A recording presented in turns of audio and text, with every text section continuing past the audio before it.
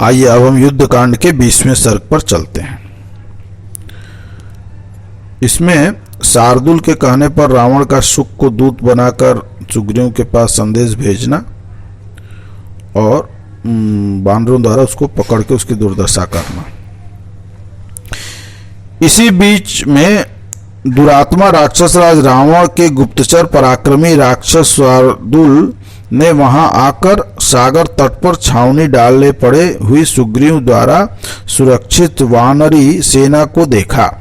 सब ओर शांत भाव से स्थिर हुई उस विशाल सेना को देखकर वह राक्षस लौट गया और जल्दी से लंकापुरी में जाकर राजा रावण से बोला, महाराज, लंका की ओर वानरों और भालुओं का एक प्रवाह सा बढ़ा चला आ रहा है। वह दूसरे समुद्र के समान अगाध और असीम है।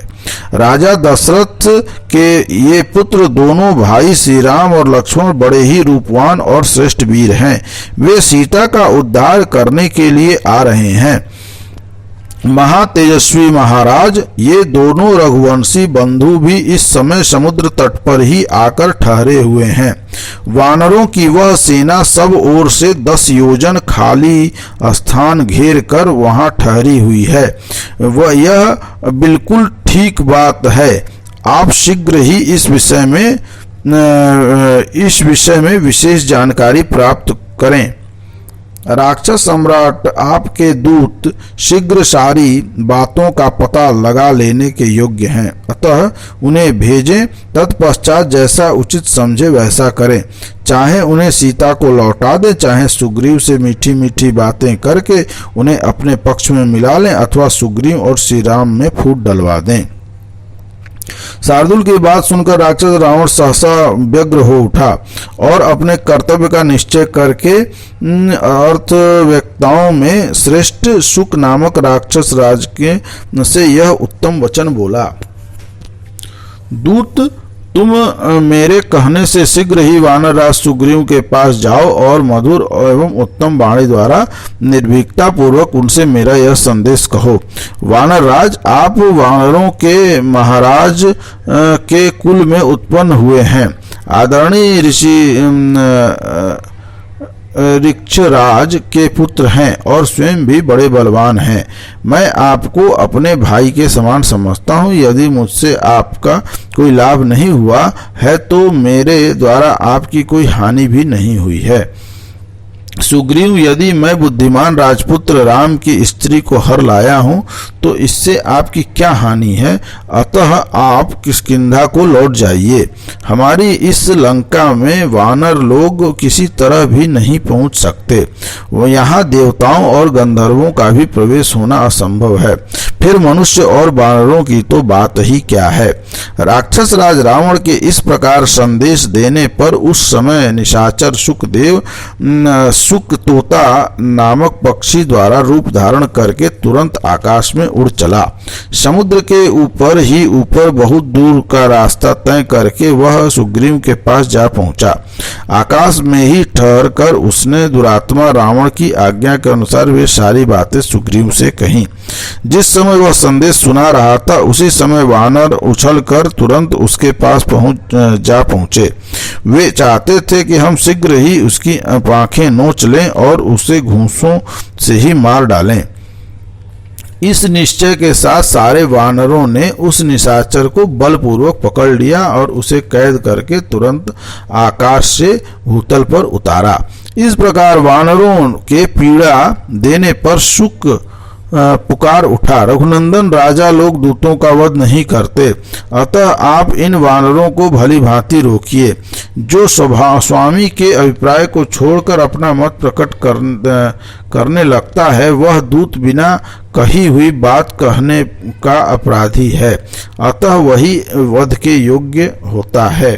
शुक के वचन और विलाप को सुनकर भगवान श्री राम ने उससे पीटने वाले प्रमुख वानरों को पुकार कर कहा, इसे मत मारो। उस समय तक शुक के पंखों का भार कुछ हल्का सा हो गया। फिर उनके अभय देने पर शुक आकाश में खड़ा हो गया और पुनः बोला, महान बल और पराक्रमी युक्त शक्तिशाली सुग्रीव संपन्न लोकों को रुलाने वाले रावण को मुझे अपनी ओर से क्या उत्तर देना चाहिए।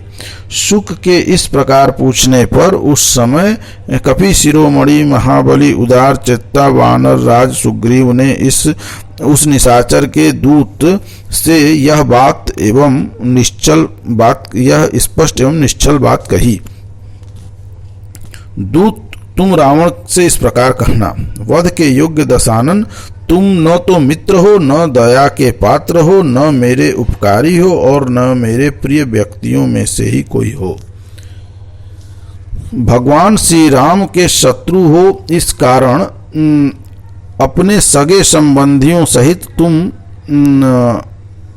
तुम बाली की भांति ही मेरे वध्य वध्य हो। निशाचर राज, मैं पुत्र बंधु और कुटुंबी जनों सहित तुम्हारा संहार करूंगा और बड़ी भारी सेना के साथ आकर समस्त लंकापुर को भस्म कर डालूंगा।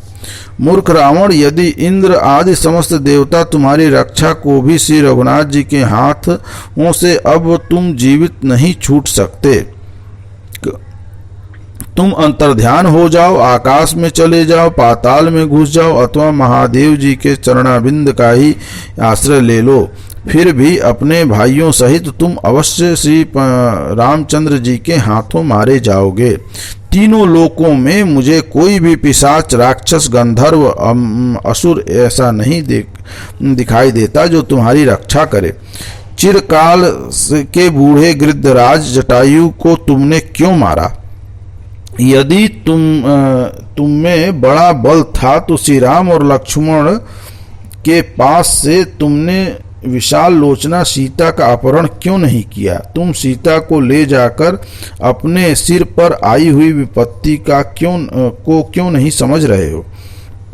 रघुकुल तिलक श्री राम महाबली, महात्मा और देवताओं के लिए भी दुर्लभ है, के लिए भी दुर्जय हैं, किंतु तुम उन्हें अभी तक समझ नहीं सके। वे तुम्हारे प्राणों का अपहरण करेंगे। तत्पश्चात वानर शिरोमणि बाली कुमार अंगद ने कहा, महाराज, मुझे तो यह दूत नहीं कोई गुप्तचर प्रतीत होता है। इसने यहाँ खड़े खड़े आपकी सारी सेना का माप तोल कर लिया है, पूरा अंदाजा लगा लिया है, अतः इसे पकड़ लिया जाए, लंका को न जाने पाए, मुझे यही ठीक जान पड़ता है। फिर तो राजा सुग्रीव के आदेश से बानरों ने उछलकर उसे पकड़ लिया और बांध लिया। वह बेचारा अनाथ की भांति विलाप करता रहा। उन प्रचंड बानरों से पीड़ित हो शुक ने दशरथ नंदन महात्मा श्री राम को बड़े जोर से पुकारा और कहा, प्रभु, बल पूर्वक मेरी पांखें नोची और आंखें फोड़ी जा रही हैं। यदि आज मैंने प्राणों का त्याग कर दिया तो जिस रात में मेरा जन्म हुआ था और जिस रात को मैं मरूंगा, जन्म और मरण के इस मध्यवर्ती काल में मैंने जो भी पाप किया है वह सब आपको ही लगेगा। उस समय उसका वह विलाप सुनकर श्री राम ने उसका वध नहीं होने दिया। उन्होंने वानरों से कहा, छोड़ दो, यह दूत होकर ही आया था। इस प्रकार यह युद्धकांड का 20वां सर्ग समाप्त हुआ। बोलिए राजा रामचंद्र की जय।